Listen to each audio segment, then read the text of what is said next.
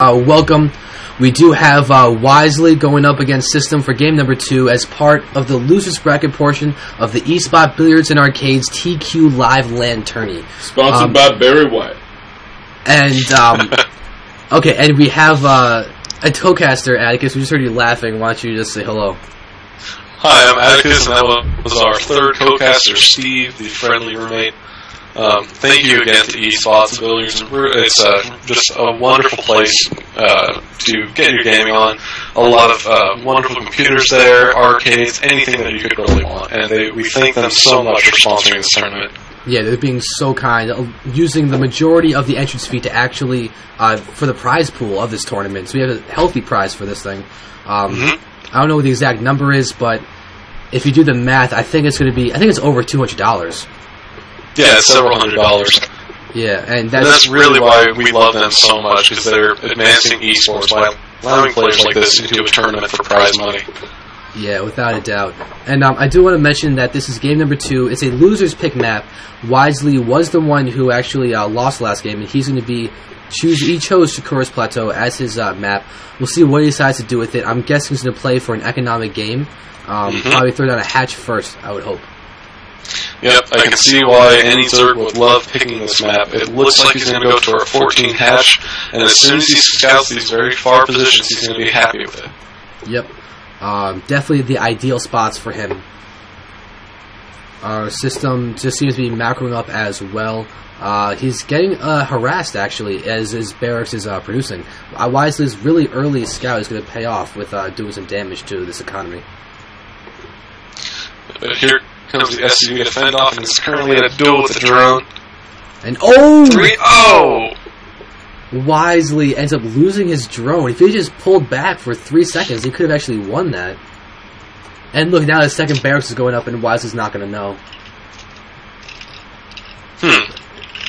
That was an interesting choice of harassment to lose your drone. That's not exactly the ideal way to go about it. Not at all. Yeah, but wysley did go for that extractor first before his pool, so he's going to get a metabolic boost up fairly quickly, even with the hatchery first. So now we'll just continue to watch. Right now, both players. It seems my mic is giving a little bit of a funky echo. Do you know any way that might be fixed? I don't, because I don't hear it. I don't hear any echo. Like, you sound perfectly fine to me, which is, I would hope that it would translate into the cast, is it not?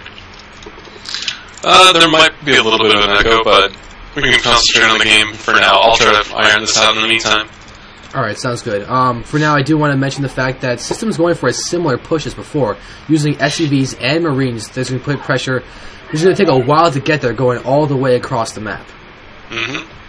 That's why Zerg's gotta love these far positions. These Zerglings are gonna run in and see these SCVs coming and know that there'll be Marines behind it. He's splitting them up, but he's soon gonna have to retreat them. One falls, one goes by the net, and the watchtower, and the other retreats.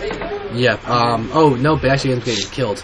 But now, for the production, wysley's getting a spine crawler, as well as Zerglings. So he's gonna be able to defend this, I believe, as long as he's gonna let the spine crawler finish.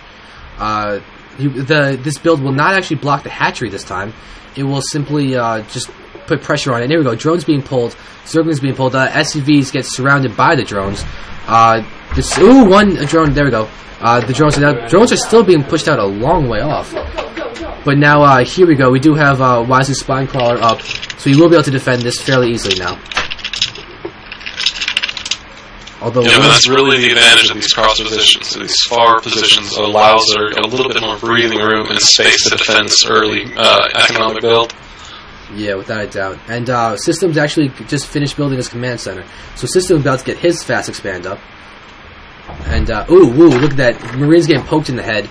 Marines are going to be able to die to this Zergling and drone force. But we do have Queen that's going to move down to the natural. Oh, no, it won't, because there's no second queen being produced. Okay, yeah, wysley's continuing to macro up. He's got a fairly solid count of drones. He is higher in the worker count. Yep, and here comes 2 more barracks, followed by a soon-to-be expand. Yep, it is morphing into orbital command at the moment, but still we do have multiple barracks coming down. lifting them to the defensive position and building another to wall off. Very smart play.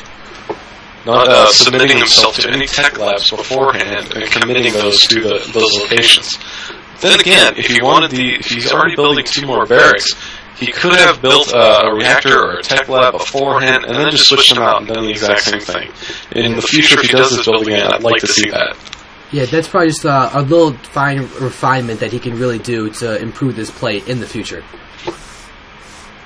Yeah, but right now, he's just continuing to mule up, macro up. You can see that he's been really focusing on droning, as he's got a full 5 drones more than a fast expanding Terran, which is pretty solid.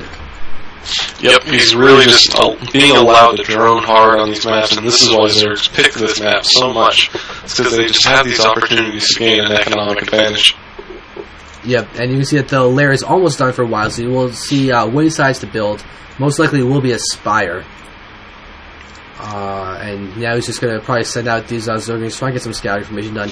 Yes, he has good... if you look at his vision, wysley has vision of a lot of the map. You can see that he's got a spotter Zergling, he's got both watchtowers. He's moving around with Zerglings in basically every expansion he can go to, just checking out, making sure there's nothing weird. And oh, he actually finds a hidden SEV from sYstim in the bottom right.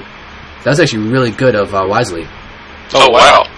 Doing what a good Zerg does and just spreading small, inexpensive units around the map. I mean, really, those small pieces of information and little kills like that give you a distinct advantage in the game.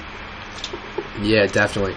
And he's just getting macro. You can see his production was just drones for so long. You can see that right now he's got 35 drones and just macroing hard. And here comes the Spire, Burrow, and centrifugal hooks for banelings. Yep, very good stuff. You can see that good placement for the Spire, being completely hidden, and odds are won't be in any scans that sYstim would decide to spend. Alright, and barracks to continue to produce. Interestingly enough, he's still just walling in, just choosing to macro up. He's got add-ons on his buildings in his main, but not the ones that are guarding his natural choke. He's got a tech lab coming out for, a reactor on the factory. It looks like he's going to just possibly switch the starport. Yep, that's what I would expect. Unless he's going to decide to get for a Hellion-centric build, which could actually be really strong. Especially if he got another factory research Infernal Pre-Igniter. But we'll see what happens right now, who will be right. Because the factory did just finish. We'll see if what he decides to do with it. Yep, you were right. I was wrong. That's good. That's good for him, particularly because a Hellion-heavy build, especially when Aspire is just finishing now, would have left him in a little bit weaker of a position. Even though he has all these Marines, there are an awful lot of banelings. Yeah, but here's a question. Would the Hellions, do Hellions do extra damage to banelings as well? No, they don't. Okay. I was going to say, if the Hellions with Infernal Pre-Igniter did extra damage to the banelings, that would just be this absolute death of a Zergling Baneling Zerg unit person. Yeah. That would definitely be true. wysley's going to see a few Marines moving out, simmed. They're just going for a jog. Yeah. wysley could probably spread out these units more. If he's using 6 banelings, he could probably space them out 2 in different spots to try and decimate an entire force instead of just units that might go over it. In fact, right now, with such map control, he could unburrow these and put them right at the ramp. Oh god, you're right. That would be so deadly. That's just one of those positional things that would really change the game. wysley is getting his 3rd up right now. Just over there in the middle right. Yep, and here comes a few mutas, about 5 of them, looking to harass. Yeah. We have a lot of upgrades going down for wysley. Oh wow, you're right. He's getting every single upgrade he can, except for any. He's getting air carapace, so he's really going to try and force pushing out right to the middle. wysley's already got these banelings